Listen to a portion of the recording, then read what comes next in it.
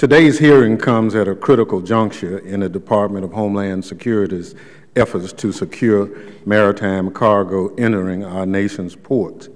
Later this year, July 12, 2012, marks the deadline for achieving 100% scanning of maritime cargo before it arrives in the U.S., pursuant to the implementation recommendations of the 9/11 Commission Act of 2007.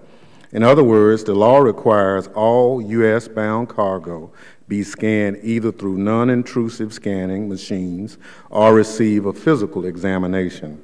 Today, it is widely acknowledged that DHS will not meet this deadline. I'm a pragmatic person. I was a proponent of a 100% scanning mandate, but understood that fulfilling the requirements would be no easy task. However, those of us who supported the provision hope to spur significant advances in cargo security by this point, even if the initial 2012 deadline was not met. Instead, in the nearly 5 years since the law was enacted, DHS has failed to make an honest effort to implement the mandate. We've heard a litany of reasons that 100% scanning cannot or should not be done. In testimony before this committee, Secretary Napolitano expressed opposition to the mandate, indicating that the 100% requirement is not achievable by 2012 and instead advocating for a risk-based approach to maritime cargo security. Of course, the surest way to fail is not to try at all.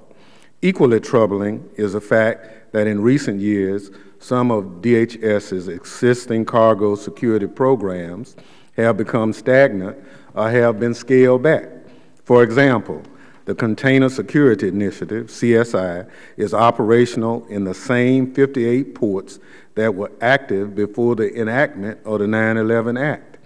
Over the past 5 years, CSI has not been expanded, despite the fact that at least 700 ports ships goods to the United States, and the number of overseas personnel deployed to the 58 ports has plummeted.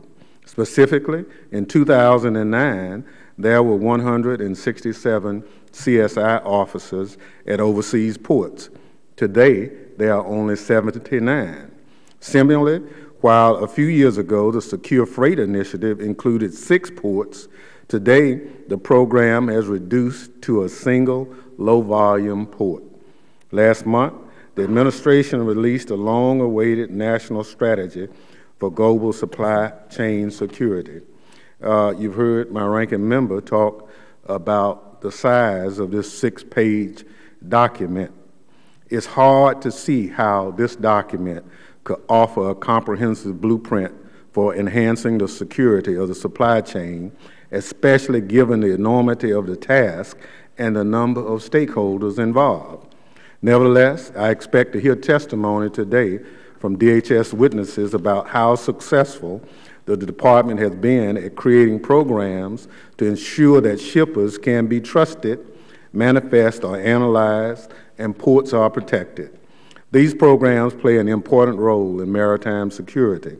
However, they do not take the place of having an active partnership where CBP personnel work with their foreign counterparts in overseas ports to examine high-risk cargo containers before they arrive in U.S. ports. After all, what good is identifying a high-risk container if it doesn't get examined until it has arrived in the ports of New York, Houston, Los Angeles, New Orleans, or in any of the other hundreds of ports across America? By then, it very well may be too late. I hope to hear from our witnesses today not only about the successes, but also about what remains to be done to secure maritime cargo and how we can get there. Meaningful homeland security will only be achieved when we know who and what is coming into this country, not only by air and land, but also by sea. I thank the witnesses for joining us today, Madam Chair, and I look forward to their testimony.